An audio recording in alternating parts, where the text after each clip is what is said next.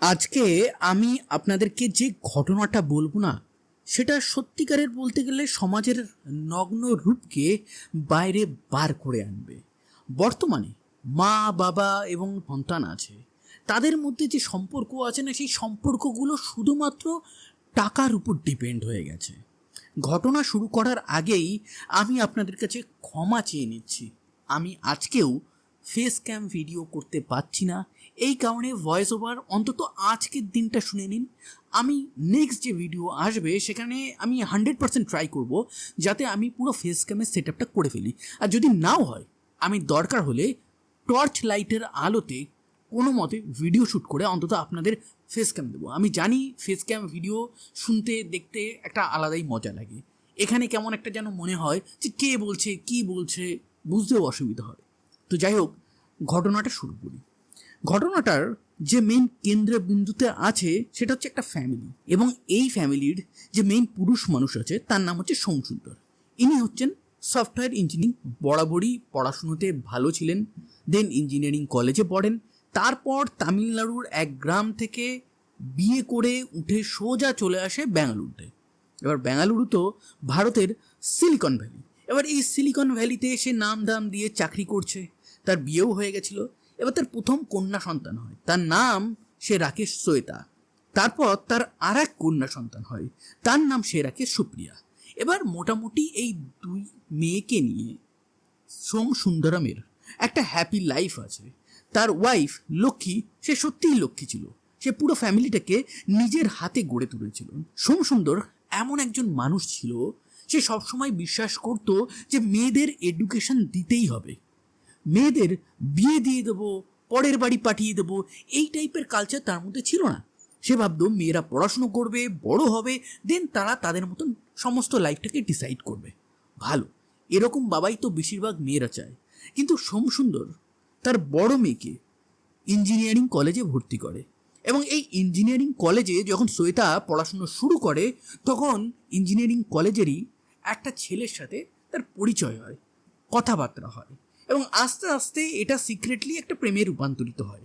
ছেলেটার নাম ছিল কেনেথ। এবার এই কেনেথের সাথে শ্বেতা অনেক সময় তার নিজের বাড়িতেও আসতো, বাড়িতে পরিচয় দিত, কেনেথ আমার বন্ধু। 4 বছর ইঞ্জিনিয়ারিং এইভাবে কেটে যায়, কেনেথও পাস আউট হয়ে যায়, কেনেথও চাকরি পায়, শ্বেতাও চাকরি পায়, এবং শ্বেতা চাকরি পাওয়া নিয়ে সব থেকে বেশি হ্যাপি হয়তো ছিল সোমসুন্দর। সোমসুন্দর রীতিমতন সবাইকে বলতো যে আমার মেয়ে নিজের পায়ে দাঁড়াচ্ছে, বাবা চাইছে যে মেয়ে যাতে এগিয়ে যাক, ভালো কথা। এবার চাকরি পাওয়ার পরেও শ্বেতা আর কেনেথ তারা একই কলেজে পড়ছিল, এবার তো একই কোম্পানিতে চাকরি করছে না, কিন্তু তাদের মধ্যে মেলামেশা মোটেও বন্ধ হয়নি। এই জিনিসটা ফ্যামিলির নজরে পড়েছে। ফ্যামিলি এবার শ্বেতাকে বলে যে শ্বেতা, কেনেথের সাথে কি তোমার শুধু বন্ধুত্ব নাকি তার কিছু বেশি আছে? এবার শ্বেতা আর রাগঢাক করেনি, সে যেহেতু চাকরি করছে, নিজের পায়ে দাঁড়িয়েছে, সে বলে আমি কেনেথের সাথে প্রেম করছি। সঙ্গে সঙ্গে ফ্যামিলি বেঁকে বসে, এবং ফ্যামিলি বেঁকে বসার পিছনে অনেকগুলো কারণ থাকতে পারে, কিন্তু নিউজ মিডিয়াতে যে মেন কারণটা আসে সেটা হচ্ছে যে কেনেথ খ্রিস্টান ছিল। এবার ফ্যামিলি অবজেক্ট করতেই পারে, যদিও মডার্ন যুগে ইন্টার কাস্ট, ইন্টার রিলিজিয়ান বিয়ে যে কোনো মানুষ করতেই পারে, ভারতে তার স্বাধীনতা আছে। অন্যান্য অনেক দেশে তো এইগুলোর স্বাধীনতা নেই, কিন্তু ভারতে আছে, ভারতে অনেকে করেই। কিন্তু এই ক্ষেত্রে ফ্যামিলি অবজেক্ট করছে, অবজেক্ট তারা করতেই পারে, তাদের স্বাধীনতা আছে। শ্বেতা সেগুলো নাই মানতে পারে, তারও স্বাধীনতা আছে। এবার শ্বেতা তার ফ্যামিলির কাছে নাছোড়বান্দা, এবার ফ্যামিলিও নাছোড়বান্দা, কিন্তু ফ্যামিলি রীতিমতন শ্বেতাকে চাকরি থেকে তো ছাড়ায়নি, কিন্তু কখন অফিস যাচ্ছে, কখন থেকে ফিরছে, দেরি কেন হলো, নানান কিছুতে কোশ্চেন করতে শুরু করে। এগুলো শ্বেতার মোটেও পছন্দ হচ্ছিল না। শ্বেতা একদিন বলে যে আমি কেনেথকে বিয়ে করব, আর তোমরা যদি সেটা না মানো আমি আজকেই ঘর ছেড়ে চলে যাবো এবং কেনেথের সাথে লিভ ইন রিলেশনশিপে থাকবো। মা বাবা বোন অনেক বোঝায়, কিন্তু শ্বেতা তো আর বোঝে না, ইয়ং ব্লাড। সে রীতিমতন একদম রেডি ফেডি হয়ে প্যাক ফ্যাক করে সমস্ত কিছু বেরোবে। সেই সময় শ্বেতার বাবা সোমসুন্দর, যে এতদিন তাকে সাপোর্ট করতো, সে বলতো তুমি যে এই বাড়ি থেকে বেরিয়ে যাচ্ছ, আর কোনোদিনও এই বাড়িতে কিন্তু ঢুকতে পারবে না, তোমাকে সমস্ত প্রপার্টি থেকে আমি একদম ত্যাগ করে দেবো, মানে রীতিমতন ত্যায্য কন্যা করে দেবো, তোমার কোনো অধিকার থাকবে না। শ্বেতা সেই সময় ওইসব কিছু না ভেবে চুপচাপ কেনেথের সাথে বেরিয়ে চলে আসে। তারা বেঙ্গালুরুতে একটা অ্যাপার্টমেন্ট, লাক্সারি অ্যাপার্টমেন্ট, সেটা ভাড়া নেয়, তারা থাকতে শুরু করে। এবং বর্তমান যুগে না একটা জিনিস দেখবেন আপনারা, ইয়ং ছেলেপুলে তারা কষ্ট করবে না, কিন্তু প্রথম দিন থেকেই তাদের বড় লোক হতে হবে। আরে চাকরি করে প্রথমে তোমার মাইনে হয়তো 20,000 হবে, 30,000 হবে, 40,000 হবে, দেন আস্তে আস্তে একটু টাইম দাও। কিন্তু তাদের না, তাদের প্রথম দিন থেকেই মাইনে লাগবে 1.5 লাখ টাকা। ওইটা না হলে তাদের স্ট্যাটাসটা মেনটেন হয় না। আসলে পার্টি ফার্টি করতে হয় তো। এনিওয়ে, এই ক্ষেত্রে শ্বেতা আর কেনেথ তারাও কয়েক মাস সংসার করার পরেই বুঝতে পারে এই টাকা পয়সা হচ্ছে না। তো তারা ভাবে ব্যবসা করব, কিন্তু সমস্ত টাকা তো তারা উড়িয়ে দিয়েছে। ব্যবসা করার জন্য তো একটা হিউজ ক্যাপিটাল লাগে। এবার এই হিউজ ক্যাপিটালটা কোথায় পাবে? তারা অনেক ব্রেইন স্ট্রমিং করে এবং সেটা করার পর তারা দুজনেই ভাবে না, টাকা পাওয়া যাবে একটা জায়গা থেকে, কিন্তু তার জন্য একটু চিটিংবাজি করতে হবে। এবং সেই চিটিংবাজি তারা দুজনে মিলে করে। এবার সেই চিটিংবাজিটা কী ছিল? শ্বেতার বাবা সোমসুন্দর, তার নামে তার সাইন নকল করে তারা 30 লাখ টাকার লোন নেয়। এবার এই 30 লাখ টাকার লোন নিয়ে তারা নিশ্চয়ই বিজনেস শুরু করবে, এটা আপনারা ভাবছেন। কিন্তু না, এই 30 লাখ টাকার লোন নিয়ে তারা ফুর্তি করে, আনন্দ করে, ঘুরতে যায়, খাওয়া দাওয়া করে, সব করে, কিন্তু ব্যবসা আর করে না। এবার 30 লাখ টাকা হোক আর 30 কোটি টাকা হোক, এইভাবে স্পেন্ড করলে সেটা একদিন না একদিন শেষ হবেই। এবার সেই টাকাটা একদিন না একদিন শেষ হয়েও যায়, এবং শেষ হয়ে যাওয়ার পর এই টাকাটা যে সে লোন নিয়েছিল, ইএমআই তো কাটছিল। প্রথম কয়েক মাস তারা তো ইএমআই দিয়েছিল, কিন্তু তারপর তারা যখন ইএমআই দিতে পারছে না, তখন ব্যাংক থেকে ডাইরেক্টলি নোটিশ পাঠানো হয় সোমসুন্দরকে, যেহেতু সোমসুন্দরের নামে দেওয়া হয়েছে। এবার সোমসুন্দর ওই লেটারটা পাওয়ার পর সে ভাবে আমি তো কোথাও লোন নিইনি। এবার তারা ব্যাংকে যায়, ব্যাংকে গিয়ে সমস্ত কিছু জিজ্ঞাসাপত্র করে। দেন তারা বুঝতে পারে এই লোনটা নেওয়ার পুরো চিটিংবাজিটাই করেছে তাদের প্রিয় কন্যা সন্তান শ্বেতা।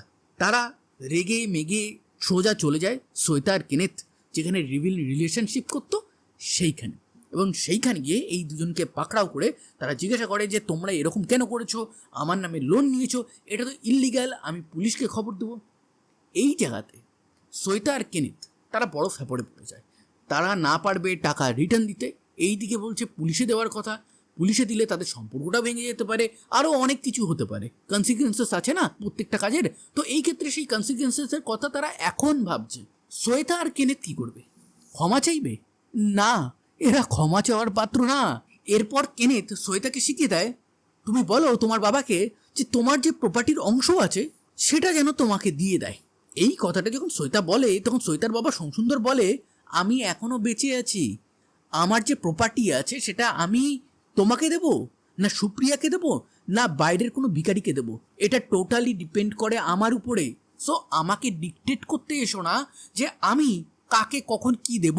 যদি দেওয়ার থাকে তো দেবো, কিন্তু তুমি যা করেছো তাতে তুমি ফুটি কানা করিও পাবে না।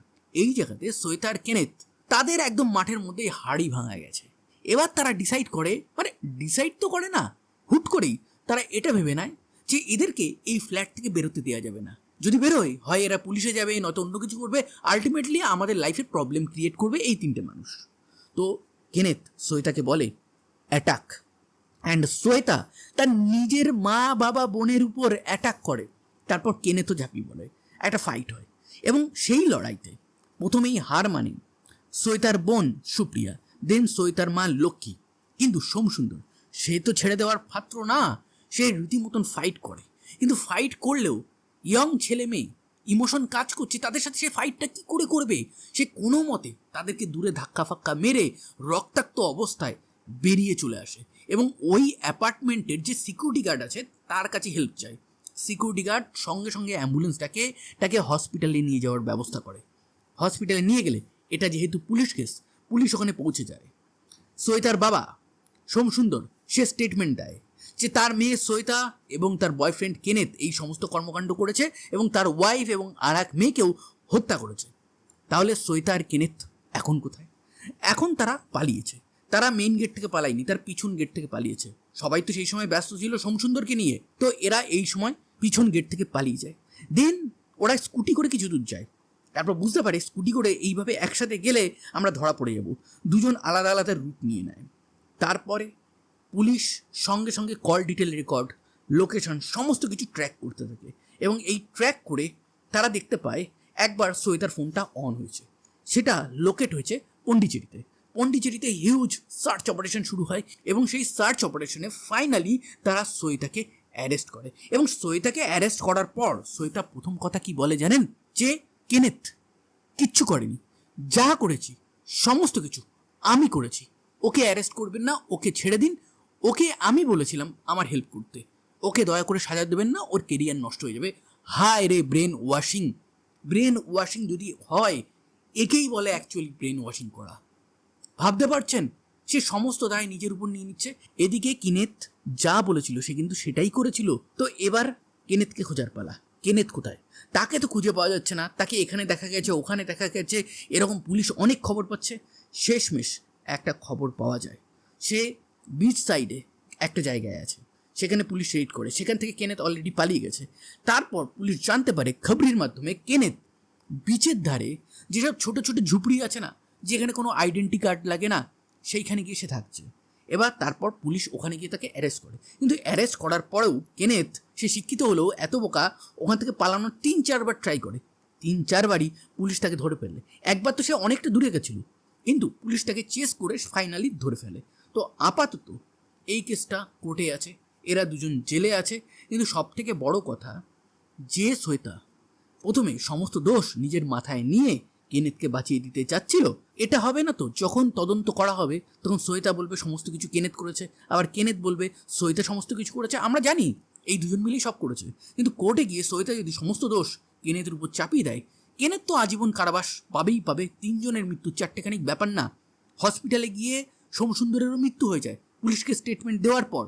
সে কিছুটা লড়াই করেছিল, কিন্তু তার আগে তার ওয়াইফ লক্ষ্মী এবং তার মেয়ে সুপ্রিয়ার মৃত্যু হয়ে গেছিল। তো এই 3 মৃত্যুর দায় অ্যাকচুয়ালি কার ঘাড়ে পড়বে?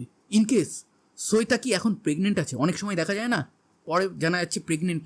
তো এই ক্ষেত্রে কি হবে সেটা এখন কোর্টের উপর নজর রাখতে হবে। কোর্ট কবে জাজমেন্ট দেয় সেটার উপর নজর রাখতে হবে। তো এই বিষয়ে যদি কোনো আপডেট আসে আমি সেটা আপনাদেরকে অবশ্যই জানাবো। অ্যান্ড সত্যি বলেছিলাম না যে সমাজের নগ্ন রুগ্ন যে রূপটা আছে আজকের ঘটনায় ধরা পড়বে।